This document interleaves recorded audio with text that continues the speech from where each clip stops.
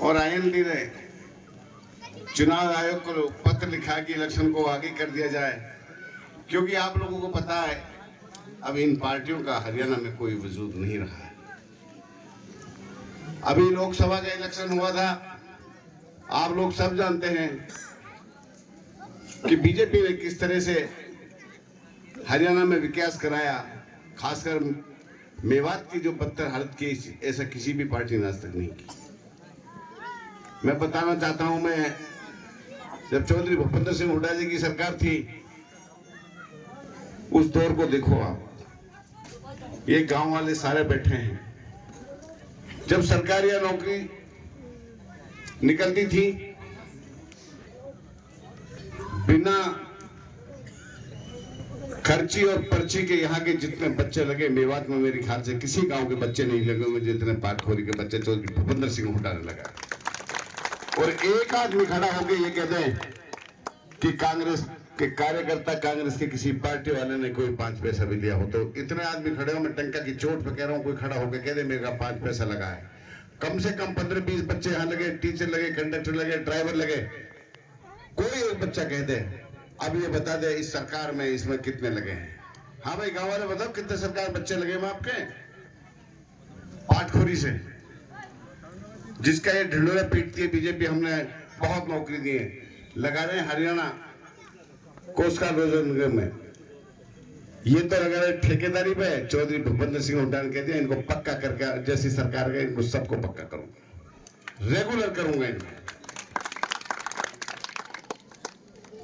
यहाँ विकास की बात थी, सरपंच साहब ने आपको बताया, इसके साथ साथ गांव की चौपाटी की चौपाटी बनाई, इनको जाने की बात की तो ढेर पे में 10 लाख रुपए भेज रखे इनको, सबके सामने है गांव के। चैनपुरी में कई रास्ते बनवाए, अभी बोर की मशीन चल रही है आप लोगों के सामने। सरकार काम कराने देरी करती है। सारे आपके जो मुद्दे थे मैंने विधानसभा में उठाए, पीने की पानी के हो, चाहे नहर का पानी के हो, चाहे रोड की बात हो, आप लोग अच्छे भली बातें जानते हैं। अजान मेरे ख्याल से 1 बजे लगता है, काफी आएंगे, दोबारा बंद कर दो, होगी नहीं, 1 मिनट बंद कर दो। अजान लग चुकी है। तो मैं ये कहना चाह रहा था आप लोगों को, सबको बताना चाह रहा था, आप लोगों ने मेरे को 2009 में एक ऐसे परिवार से एक विधायक को आपने चंडीगढ़ में भेजा जिसे कभी जिंदगी में पहले कोई इलेक्शन नहीं लड़ा था। मैं ये भी बताना चाहता हूं, आपके उसी विधायक ने, जो ये नेता विधानसभा में जाके सोते थे, जो बैठे रहते थे, जो अपनी बातों को नहीं उठाते थे, उनको भी मजबूर होकर आपकी बातों को जोर शोर से उठाने का काम किया था।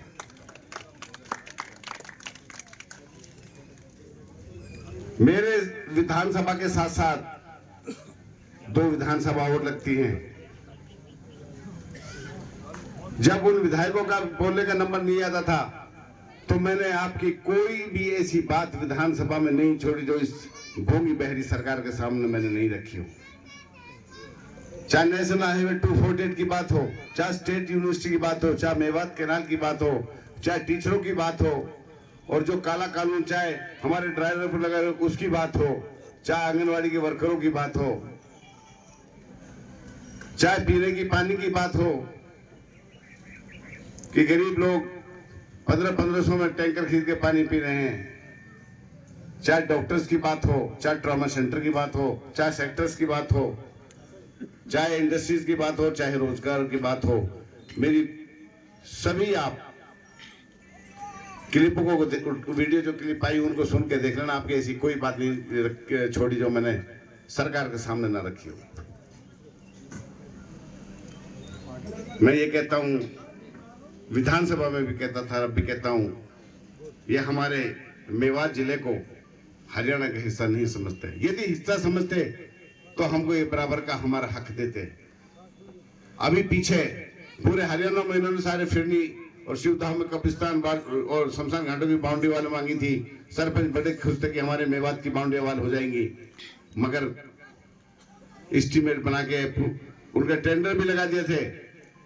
5-6 पंचायत तावड़ू की थी जिनको पैसा दिया था, बाकी सारा जीरो कर दिया इन्होंने। सरपंच मेरे साथ बैठे, चाहे पूछ लीजिए, गलत कह रहा हूं भाई। ये सरकार का दोगलापन है हमारे मेवात के साथ।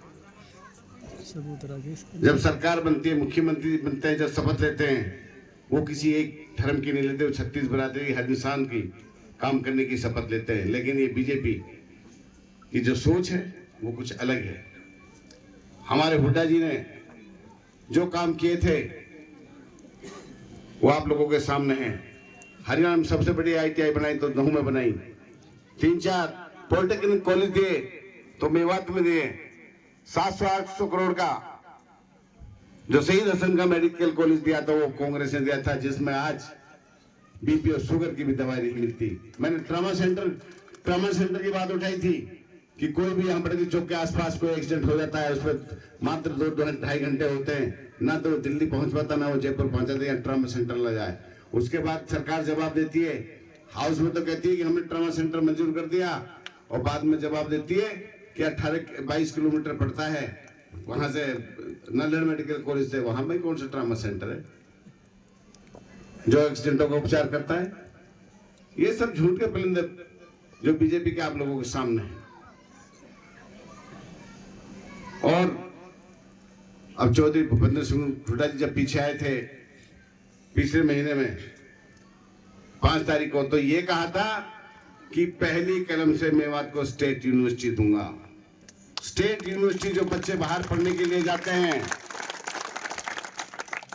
4 रोहतक, जींद, सोनीपत, कुरुक्षेत्र, हमारे यहाँ के जो गरीब माँ बाप है वो अपने बच्चों को पढ़ाने में असमर्थ हैं, तो यदि यूनिवर्सिटी बन जाएगी तो यहाँ से हमारे बच्चे पढ़ लिख के अफसर बनेंगे, अच्छी जगह जाएंगे, बहन बेटियां भी पढ़ने के लिए यूनिवर्सिटी में जाएंगी। और मैं कोशिश करूंगा उस यूनिवर्सिटी को आपके यहाँ कहीं न कहीं क्षेत्र में लाऊं जहाँ जगह। पहली कलम से नेशनल हाईवे 248 इसको मंजूर करेगा हुड्डा जी जब चीफ मिनिस्टर बनेंगे। बीजेपी के सामने, आप लोगों के सामने, मैं विधानसभा में बाहर बैठा, फजलू जी बैठे हैं, बेसा साहब, यहां से हमने पैदल यात्रा भी नहू तक करी। वैसे इनका डीपीआर बन रही है, सरकार आचार संहिता थी, हम अब बना रहे आप लोगों के सामने ने क्या हाल रखा। ये पहली कलम से बनेगा। एक हमारी बहुत पुरानी मांग है, एक मेवात कैनाल की, उसका भी हुड्डा साहब ने कहा कि पहली कलम से तुम्हारी मेवात कैनाल को बनाऊंगा। जो पानी हमारे किसानों को नहीं मिल पाता, जो जमीन में खारे पानी है जिसे जूझ रहे हमारे किसान, उस समस्या को भी दूर करेगा। और यदि आपका भाई यहाँ से MLA बनेगा, मंत्रिमंडल में भी हिस्सा मिलेगा, ऐसा कोई इंसान नहीं है जो आपके हक को खा जाए। विधानसभा में पूरे हरियाणा में लेके आऊंगा। अपने नौजवान साथियों के लिए रोजगार उपलब्ध कराऊंगा, अपनी बहनों के लिए पीने का पानी घर घर में पहुंचवाऊंगा।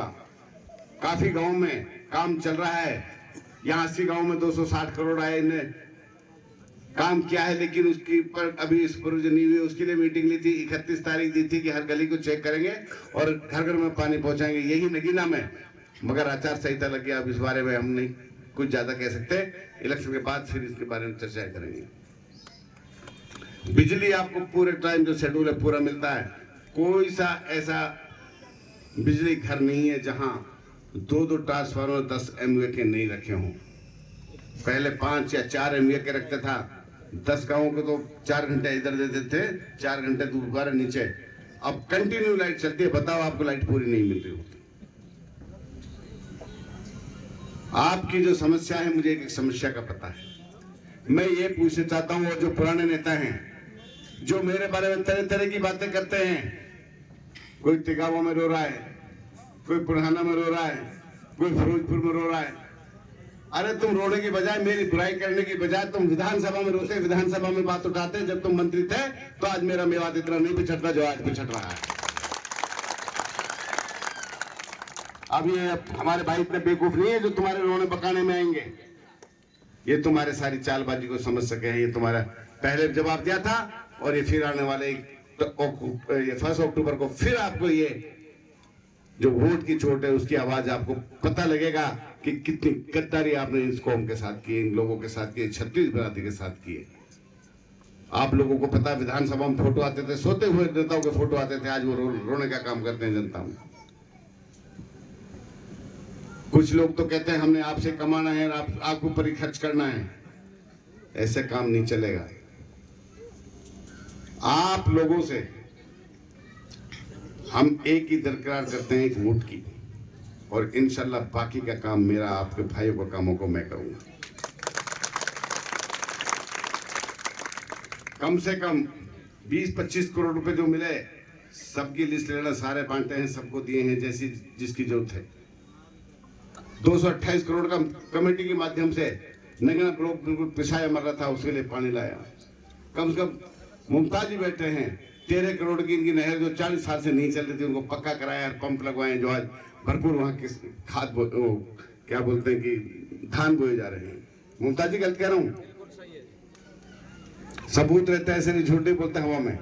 25 करोड़ का रोड बनाया तो सोनपुर से लेकर कोलगांव तक टूटा पड़ा था, अकेले को 9.5 करोड़ रुपए दिए। साथ की बैठक के लिए रास्ता नहीं था तो वो इसी पैसे में से बनवाई।